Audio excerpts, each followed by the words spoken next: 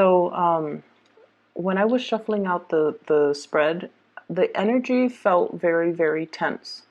Okay, I feel almost like you're wound up really, really, really tight, either because you have certain expectations that things were going to go a certain way and you're getting frustrated that things are not moving the way that you want, or you have a lot of responsibilities that you're taking care of and you feel almost like it's a whack-a-mole game where you hammer something down and then something else pops up. So it's like needing to take care of responsibilities. Like as soon as you think you're done with one thing, another thing pops up. So I see a lot of people doing a lot of like crisis management or just doing a lot of work where things could be a little bit repetitious, where you take care of one thing and then another thing is coming at you. Now, on the one hand, you guys like it and you guys thrive in an environment where you're kept on your toes, you're kept busy. Like, as long as you're busy and productive, you feel really, really happy and you're really proud of yourself. But to a certain extent, you also want to believe in the work that you're doing. You have to feel like the work itself is contributing to something, like a greater good. So no matter how busy you are, as long as you feel like the work is meaningful or the work is contributing to something bigger than yourself, or to, help others, like these great ideals, these great expectations, as long as you believe that there is value to your work, then no matter how busy you are, you will bear with it and you will be okay with it. But I almost feel like there is a situation where you feel like if they were to remove you from where you are and the work that you're doing, they could easily find another person to fulfill the same role. So in a way, the work doesn't feel like a career track. It just feels like you're part of the function. You're like a cog in the machine. And that's where you can feel a little bit jaded with the work that you're doing, or that's where you can feel a little bit disappointed, I feel, in the system, in the way that things are, in the other people's inability to question and to challenge what was already there before. They just follow the herd, they just follow the crowd, and they just feed into this machine, into the system. And then as a result of it, everyone is doing what has already been tried and true, and no one is really breaking out and doing things differently. So I feel like there's a mixed amount of like jadedness, but also just taking care of responsibilities. Okay, so I feel like it's another day in the life of a Virgo. When I shuffled this out, I saw two images, and let me just talk to you about these images. And I'm going to talk about how they tie into the spread and the individual cards. So the first image, quite interesting. I see you as a woman. She's wearing a lab coat, and she looks like a scientist. She's, probably like 30 or 40. She's wearing glasses. She's wearing a white lab coat, and she's holding a banana. And she's kind of like putting the bananas back and forth in her hand. She's kind of pacing around and she's talking to this chimp. The chimp is on the counter, so it looks almost like a chemistry lab. There's a counter, there's a sink, and the chimp is sitting there. And chimpanzees have humanoid features, like they have facial expressions, and they're very, very intelligent creature. But there is definitely some type of a comprehension barrier, obviously, because it's an animal and then it's a person, okay? So you're talking to this chimp and it did something wrong. And so you're kind of like you're telling it either a very intense story where your facial expression changes, and then it's picking up all these cues. It's picking up your energy, it's picking up your facial expressions. It knows when you're sad, it knows when you're happy. And so the woman is just talking, and I think the woman is you, and the woman is just talking while she's like transferring the banana back and forth between her hands. And what's going through the chimp's hand is, why aren't you giving me the banana? What's going on here? I know you're talking, I don't understand you, and I just want the banana. So it's like I feel like you're dealing with somebody who's like that, who could be a little bit more strategic, and who is kind of like very much goal-oriented. Let's get to the bottom line. Let's not talk about the problems. Let's talk a little bit more about the solution. Let's not sit there and vent. Let's figure out what we need to do in order to appease a situation or in order to resolve a situation. So I feel like there's definitely some type of a communication barrier between you and another person. And I also feel like two people, or you and a group of people, coming into a situation with different expectations. Okay, coming into a situation with different expectations. You want things to be a certain way and they want things to be a certain way. And I feel like, yes, there is a problem that has arisen as a result of it, but two people can't agree on what exactly the problem is. So first of all, what I'm seeing here in this spread is there has been a grave injustice that you're experiencing, that you're encountering, you're coming into contact with, or you're trying to fix and you're trying to solve. Okay, so I feel like there's a situation here. Some of you might be in the legal profession. Some of you are dealing with like legal paperwork. Some of you are doing work that is, it's like really important stuff that is coming across your desk. Okay, it could be like something very life or death, something that is very, it seems like something very epic, like there's a protagonist and there's a villain. Okay, so whenever, and the reason I say that is I feel like Ten of Swords, somebody got hurt. Seven of Swords, somebody got away with it.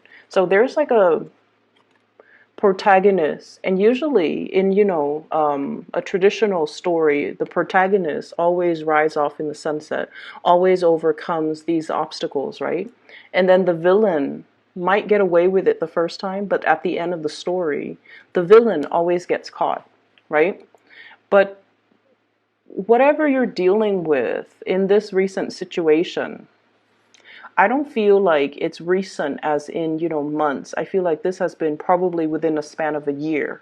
You're dealing with a situation where you're just like, where is the justice?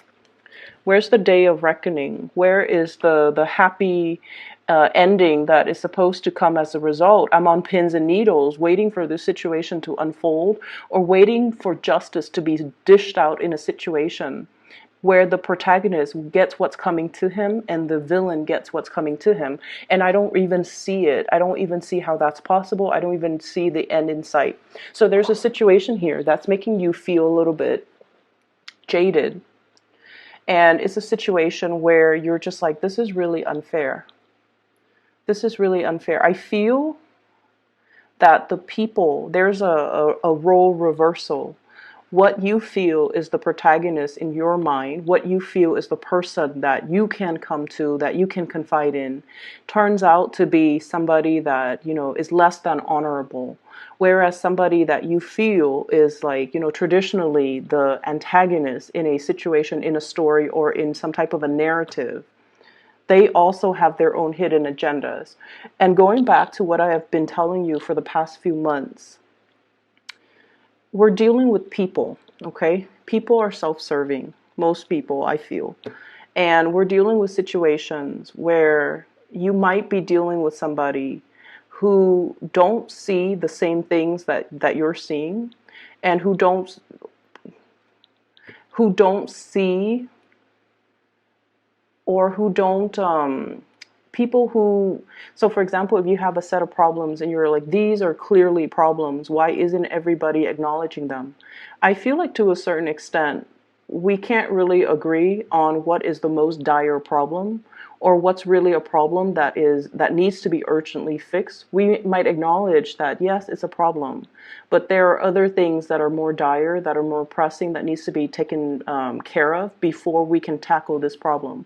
So I almost feel like you might be, going back to that image, complaining or mulling over or contemplating something that is very, very complex, okay? you're venting to this chimpanzee, and you're just like, look at what is wrong with this entire picture. Look at all these problems. And these problems are a long time in the making, okay? The swords just don't get there overnight. It's like a series of bad turns, a series of bad decisions, a series of bad implementation, and it's gotten to this point where there is no return. And then as a result of it, it's really, really hard to resurrect, to resolve, or to even resolve this issue because it's been so deeply entrenched and it's like such a long time in the making that if we were to try to fix it, we have to kind of scrap away everything that has been done before. And I feel like there's a lot of hesitancy from the people around you or the people involved in even wanting to tackle this big problem, even wanting to acknowledge, yes, it's a problem. So it's sort of like this elephant in the room. No one wants to talk about it. Everyone knows it's a problem, but no one really wants to take on the challenge to resolve it. And so it goes unaddressed, it goes unabated, and whoever is kind of the people that are benefiting from it are just going to continue to benefit from it. So there's a situation here where you're definitely it's affecting your ability to have faith in the system, to have faith in rules and regulations. You might have once upon a time felt that, rules and regulations are there for a reason. They allow order in a very chaotic situation. They allow society to run smoothly. They allow things to, be predictable.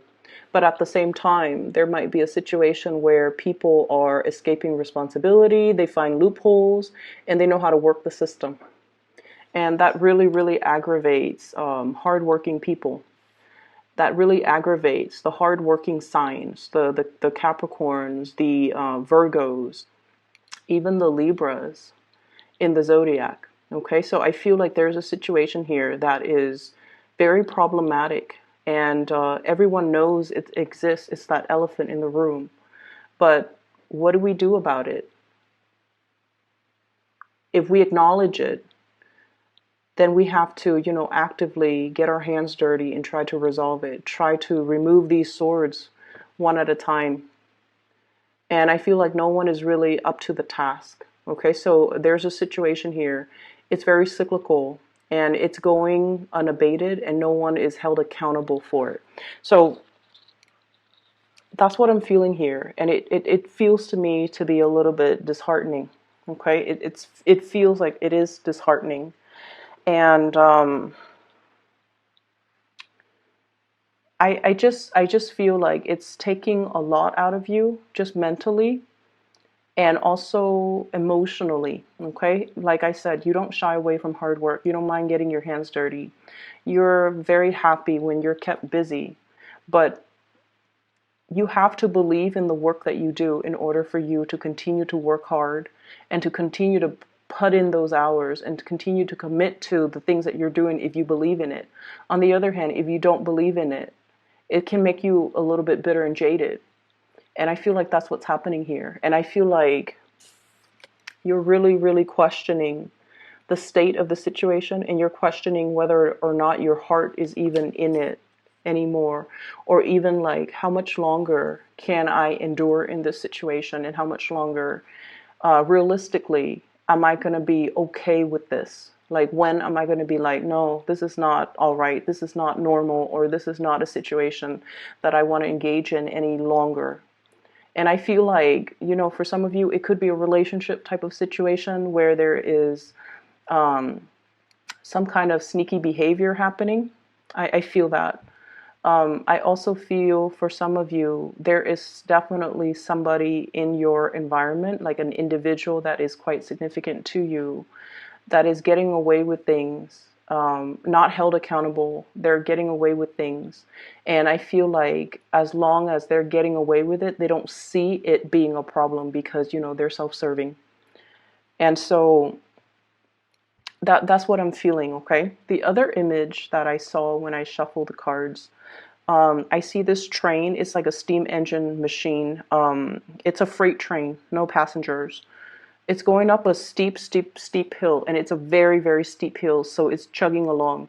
And then there are workers in the engine room, and they have to shovel coals into the engine, the combustion engine, in order to keep the train going, right? So the conductor is just like, more coal. And then there are like 6 workers, men, all shoveling coal into the machine. So there's this giant pile of coal. They're shoveling it in. They're shoveling it in, and it keeps chugging along. And so it seems to me as if there's a situation here where there's always more work. It's like once you think you're done with something, there's more in the pipelines, and it's like rinse, repeat. Okay, so there's something that is very either very monotonous, or something that is a task in front of you that is very daunting, a task that might require a lot of coordination from all the 6 people working together. No one can kind of renege on their responsibilities, because if one person is like, I'm tired, or my arms are, aching, or my biceps are like cramping up, I can't shovel any more coal, then the train is going to slip down the slope because there's not enough coal being fed. So there's a situation here where success is really much contingent upon group work, and everyone has to carry their burden. Everyone has to carry their weight, and whoever is the weakest link, I feel like it's going to create a lot of problems for other people on the same team. So teamwork and coordination, and just being able to trust that the people around you have your back, and to be able to trust that when push comes to shove, that everyone is going to be on board, that everyone is going to be on the same page, that everyone is all in this together. Okay, so on the bright side, I definitely feel like you guys have a good amount of teamwork and coordination, or people in your environment that you can confide in, that you can really, really count on, that you can, trust that when the going gets rough, they're going to be there for me. It's almost like, adversity builds character, and these are people that have been through a lot of adversity, and so you can count on them, that they're going to be around. So in that regards, I feel like, it makes your day, it brightens up the situation, and whatever you have been contending with, as long as you have these group of people, or as long as you feel like everyone's on board, everyone's on the same page, everyone's willing to help one another, then it's going to be okay. And what I have here, you have some really karmic cards, by the way. I have here the 6 of Wands. Sixes are numbers that deals with institutions and stability. Okay, 6 of Wands. This is a tremendous amount of success. Being able to shine, being able to achieve a lot of success. So I definitely feel success is really hinging on a lot of teamwork. We have as well the 6 of Pentacles, generosity. The people around you are very, very, very good-hearted people. They have a really good heart, okay? They're very sympathetic. And I feel like, they do want everyone to thrive. It's almost like we're all in this together, and then whatever benefits we accrue from a situation, then we're going to share it amongst each other. So it's almost like no one is individually, no one's a winner. It takes a team, it takes concerted effort for everybody to benefit from this major win. And then we also have the 6 of Swords, sailing over troubled water, whatever rough patches that you've been hitting, and whatever this situation is right here, where you feel a little bit jaded and a little bit like just disheartened. You're going to be able to sail away past it, and you're going to be able to see a clear course ahead of you. Okay, this is smooth sailing. This is like being able to know exactly what you're doing, and then the work just flows. Okay, so whatever snags that you've had along the way, whatever situation where you feel like, it's like you clear up things off your desk, and then there's more work in the pipelines. You're going to be able to come up with processes or methods, or ways to streamline the work, so that you're not going to be stuck doing it. You're going to transition into a state of flow where you know where things are supposed to go, you know exactly what you're doing, and all the steps that are necessary in order to get the things done, okay? So they're really, really telling you that, you know, the worst is over, and they're telling you now pretty much it is time to reap your rewards. And I also feel like there's going to be somebody coming into this situation to rectify it and to find a solution for it. Ten of Swords, okay? And then this person coming in, we have here the, this is the Knight of Swords. I don't see this as a physical person. For some of you, it could be an air sign, an Aquarius, a Gemini, or a Libra. If you have been contending with them and they're the ones that has created problems, I feel like they're coming back in to rectify the situation. I'm almost hearing like, you know, oh, I messed up. I'm going to fix it. I'm going to fix it. Don't worry. I'm going to fix it. So I feel like there is a wrong being righted, or a person coming in order to fix this situation. For those of you who are dealing with some type of an injustice in terms of like legal issues, or even a problem that is so deeply entrenched, it's like so complex, you might not know how to unravel it, like you might not know how to disassemble and take all the pieces apart in order to figure out where does the problem stem. So I see something systemic, like a systemic problem that's not going away. It's very pervasive, and one person will not be able to solve the situation. It takes a concerted effort. It takes a team. It takes like all the people to put their heads together to be able to crowdsource. And, you know, it's like putting all the brains together to be able to resolve a situation, unravel it, understand it, and come up with some type of a game plan in order to fix it. And it is going to be coming through, okay? So let me just say, I just feel like, you know, this month is so short, but across the board, I've done a lot of readings for the signs, and I feel like there has been some major awakening for a lot of the signs. And I feel like for earth signs in general, for this month, the awakening has been very, very internal. Okay? It's almost like, okay, let's acknowledge that elephant in the room. And I feel like for Capricorns, it might have been the same way too. Let's acknowledge that elephant in the room. Let's just figure out a solution. Let's not deny that this is a problem anymore. And let's not try to, you know, resolve it. Let's think really long and hard, and especially getting the people that are responsible for a situation, holding them, you know, like telling them to be the ones to fix it. But I also feel like it does take a concerted effort or a lot of coordination in order to come up, I guess, with the best practices in order to resolve it. Okay, so I do feel the frustration, it's almost coming to an end. There's going to be some really good news coming through. Okay, we have the Judgment card. This is usually the contact. Okay, good news, communication, whatever comes in is very, very, very sudden, and then it's going to offer you a major, major solution in order for you to kind of sail away from this situation. I see for some of you in an academic setting. Okay, maybe you've had a lot of like stop and go type of energy regarding your academic accomplishments. So for example, you might be working on a grant. You might be working on a project where you finish up parts of the project. They give you a grant, and to continue the next phase. And I feel like you're hitting some type of a creative block or a writer's block, and then you're going to be able to overcome that. So I do see it in this spread. I also feel as well, for some of you, you might be like doing your thesis, senior's thesis for, you know, if you're an undergrad, or master's thesis, if you're in grad school, or like a PhD, or publishing something, and you have stumbled upon like a major writer's block. Like, where do I go next? Which solution should I try?